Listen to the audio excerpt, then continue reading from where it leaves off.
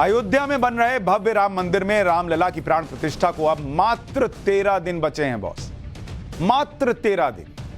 जम्मू कश्मीर से लेकर कन्याकुमारी तक और गुजरात से लेकर अरुणाचल प्रदेश तक पूरा देश राममय हो चुका है। फिलहाल तो ऐसा लगने लगा है कि हर रास्ता सिर्फ जैसे अयोध्या की तरफ जा रहा है। आज पाठशाला में राम भक्ति की एक एक तस्वीर आपको दिखाने जा रहा हूं। लोग कैसे राममय होते चले जा रहे हैं जैसे जैसे तारीख नजदीक आ रही है। लेकिन सबसे पहले अयोध्या में बन रहे भव्य राम मंदिर की लेटेस्ट तस्वीरें देख लीजिए। रात के समय राम मंदिर रोशनी में जगमगाई नजर आ रही है। मंदिर के खंभों और दीवारों पर देवी देवताओं की मूर्तियों की शानदार तस्वीरें नजर आ रही हैं। देखिए क्या शानदार लाइटिंग की गई। छत पर भी नक्काशी को उभारने के लिए लाइट्स लगा दी गई। तो पहली बार रात की तस्वीरें दिखी हैं। रोशनी में राम मंदिर की भव्यता देखते ही बन रही है। आप देखिए क्या जबरदस्त कुबेर किले पर जटायु की प्रतिमा है। देख रहे हैं लाइटिंग इफेक्ट, मजा आ गया। राम मंदिर परिसर में कुबेर के किले पर जटायु की विशाल प्रतिमा देखकर लोग आश्चर्यचकित हैं कि क्या जबरदस्त तस्वीर लग रही है। रात में भी चमचमा रहा है राम मंदिर और अभी तो पूरा बन के तैयार होना बचा हुआ है।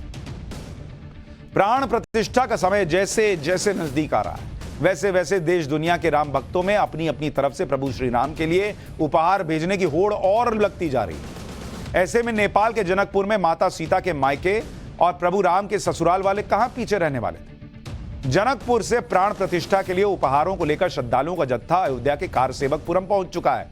तस्वीरें देखिए, ये श्रद्धालु नेपाल से आए हैं। 3 दर्जन गाड़ियों में भगवान राम और माता सीता के लिए उपहार लेकर अयोध्या पहुंचे।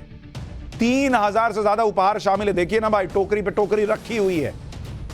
कह रही हैं वहां जो महिलाएं आई हैं कि हमारी बहन का वो होने जा रहा है गृह प्रवेश, तो उसको सामान न दें, मतलब माता सीता के लिए कर रही हैं वो। 4 जनवरी को यह यात्रा जनकपुर से अयोध्या के लिए निकली और अयोध्या पहुंचकर उपहारों को राम मंदिर ट्रस्ट को सौंप दिया गया। जनकपुर से उपहार लेकर पहुंचे श्रद्धालुओं में कई महिलाएं थीं जो पूरी तरह से भगवान राम और माता सीता की भक्ति में डूबी हुई नजर आई। जरा वहां का माहौल देखिए, फिर आगे की बात बताता हूं। में भीड़ भेलै भारी जनकपुर से आयल सन सहे, जनकपुर से आयल सन सहे, धन धन मिथिला जय हो या बधपुर, धन धन मिथिला जय हो या बधपुर, जय हो पाहुन सरकार है, जय हो पाहुन सरकार हो। या जो या बधपुर में भीड़ भेल भारे। बहुत ज्यादा खुशी है जो मेरी बेटी आज महल में जा रही है। उनके गृह प्रवेश का सामान लेकर हम लोग इस उत्सव में भाग लिए हैं। तो ये आप बताइए, आप लोगों ने कैसे सामान सोचा कि क्या क्या सामान लेना है आप लोग को? हम लोगों को पान, मखान, चूड़ा, दही, मेवा, मिष्ठान, लाई, चूड़ा, मुरही, खजूरी, पिरिकिया, मतलब मध, सूप, धनिया, तिलौरी, अदौरी, चावल, दाल, चूड़ा, सारा सामान, पान, मखान, पाग, दशरथ जी के पूरा कपड़ा, उनके पूरा परिवार का कपड़ा, सोना चांदी, यहाँ तक कि हम लोग चांदी का खड़ाव, तीर धनुष, सीता जी के लिए गहना, सारी चीज लेके आए हैं। लेकिन हम लोग के लिए, हम लोग गरीब हैं, हम लोग के लिए थोड़ा पड़ रहा है जो अपनी सीता को कुछ नहीं दे सके। बस इतना से सामान दिए हैं। क्या देंगे? प्रेम भाव दिए हैं जो मेरी सीता अब टेंट में नहीं बसे, महल में आ जाए, और महल की बेटी आज महल में आ गई है। ये बहुत खुशी की बात है। आप सोचिए, ये बातें सुन के मतलब अंदर से कैसी फीलिंग आती है कि लोग किस हद तक प्यार करते हैं, किस हद तक राम में सीता में हो चुके हैं। वो नेपाल से आई हैं, इतना दे रही हैं, लेकिन कह रही हैं हम क्या ही और दे दें सीता जी।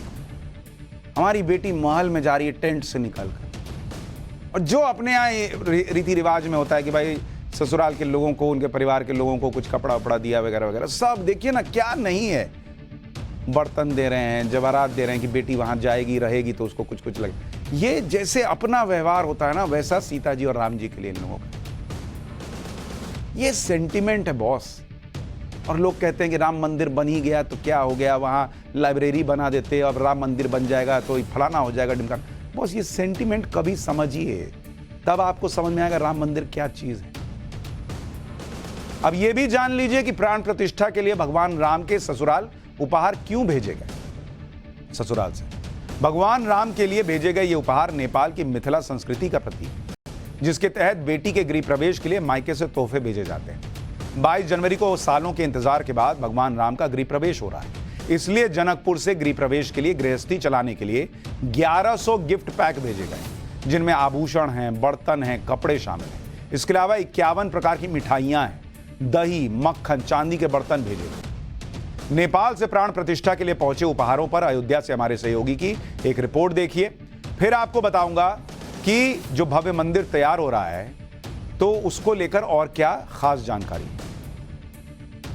भगवान राम जब अपने नए महल, अपने नए मंदिर में जा रहे हैं तो माता सीता के परिवार वाले अपनी बहन के लिए, अपनी बेटी के लिए तमाम उपहार लेकर जनकपुर नेपाल से आ गए हैं। मैं तस्वीर दिखाऊंगा, सोने और चांदी के तमाम उपहार, आभूषण जो हैं आपको तस्वीरों में नजर आ रहे होंगे। मोतियों की माला है, सोनों की माला है, चांदियों के बर्तन हैं और तमाम ऐसी जरूरतें जो भगवान की हैं, जिनको रोजाना आवश्यकता जिनकी पड़ती है। मिथिलांचल का ये परंपरा है कि अपनी बेटी को इतना सामान दिया जाए जब वो अपने नए घर में प्रवेश करे तो उसे किसी चीज की कमी न रह जाए।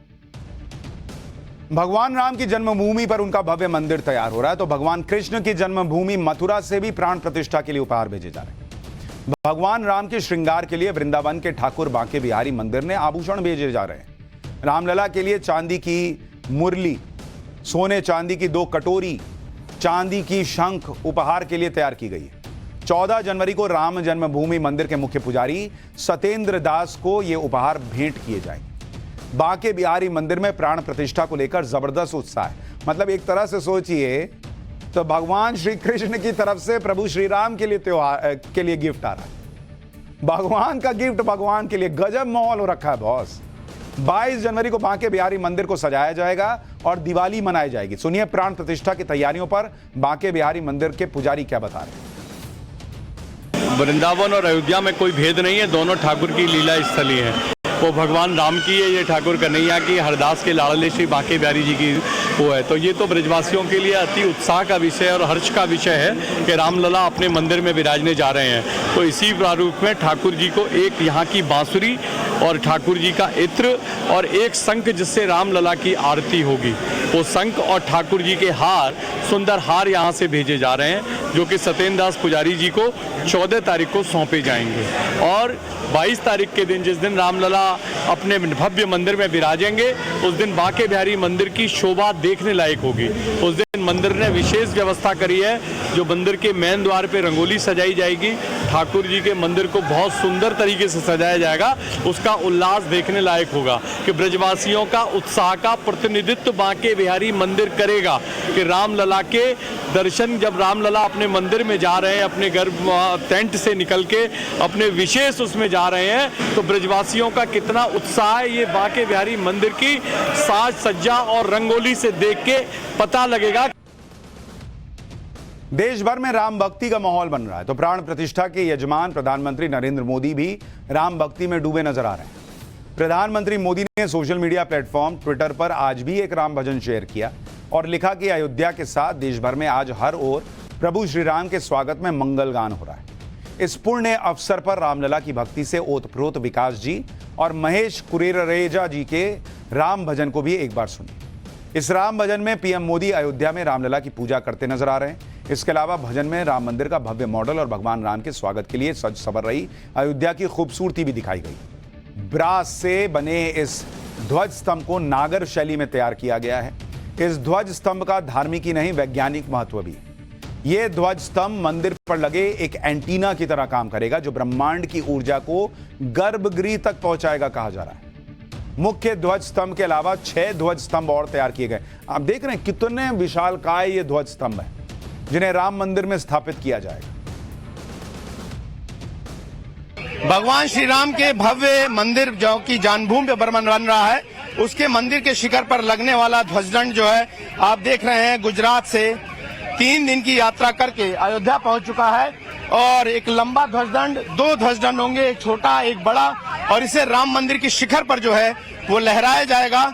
और गुजरात के विश्वकर्मा समाज की तरफ से मंदिर के हिस्से में लगने वाले इस धर्म ध्वजदंड को फिलहाल जो है यहाँ पर भेजा गया है। और ये काफी जो लंबा धर्म ध्वजदंड आपको फिलहाल तस्वीरों में नजर आ रहा होगा, आप देखें इसकी लंबाई। और इस वक्त हम श्री राम जन्मभूमि के गेट नंबर 3 पर खड़े हैं और फिलहाल इस धर्म ध्वज को संभवतः 22 जनवरी की प्राण प्रतिष्ठा से पहले जो है वो लगा दिया जाएगा। तस्वीरें आपके इस वक्त सामने हैं और ये तस्वीरें दिखाती हैं कि किस तरीके से भव्य राम मंदिर को प्रतिष्ठित करने के लिए देश भर से तैयारियां हो रही हैं।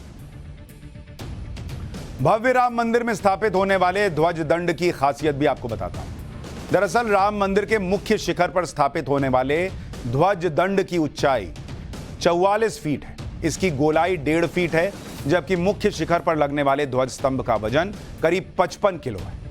इसके अलावा राम मंदिर में 6 छोटे ध्वज स्तंभ भी स्थापित किए जाएंगे। छोटे ध्वज स्तंभ की ऊंचाई 21 फीट है और छोटे ध्वज स्तंभ का वजन करीब 750 किलोग्राम है। भगवान राम की प्राण प्रतिष्ठा के लिए विशाल घंटा भी अयोध्या के लिए भेजा गया है। अष्ट धातु से तैयार किए गए इस घंटे का वजन करीब 2100 किलोग्राम है और इस घंटे को 4 साल की कड़ी मेहनत के बाद तैयार किया गया। ये घंटा आप देखिए कितना बड़ा घंटा है। ये 6 फीट ऊंचा और 5 फीट चौड़ा है। इसे तैयार करने में करीब 25 लाख रुपए का खर्च आया है और इसे बनाया गया है 400 कारीगरों के जरिए। दावा किया जा रहा है कि मंदिरों में लगे घंटों में यह अब तक का सबसे बड़ा घंटा होगा। आप सोचिए ना, बहुत 6 फीट का घंटा, 6 फीट का आदमी होता है, उतना बड़ा घंटा है। अयोध्या के लिए रवाना किए जाने से पहले यूपी के एटा में धूमधाम के साथ विशाल घंटे की भी शोभा यात्रा निकाली गई। शोभा यात्रा में शामिल लोग भगवान राम के जयकारे लगाते हुए आगे बढ़ रहे हैं। लेकिन आज जो हो रहा है ये तो तैयारी आपको दिखाई, तो ये तैयारी देखकर लोग कह रहे हैं कि बहुत ऐसा लग रहा है कि देश राम में हो गया गजब चमत्कार।